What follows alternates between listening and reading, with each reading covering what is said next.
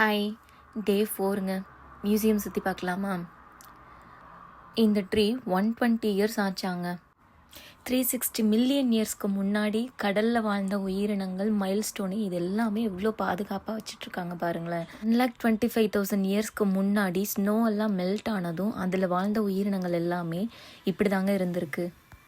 50 லட்ச ரூபாய் ஒரு பானைக்குள்ளே வச்சுட்டு இருக்க முடியுமா? இதில் வச்சுருக்காங்கங்க. இதில் பார்த்தீங்கன்னா கிட்டத்தட்ட 50,504 காயின்ஸ் ப்ளஸ் 160 கேஜில் இருக்குங்க.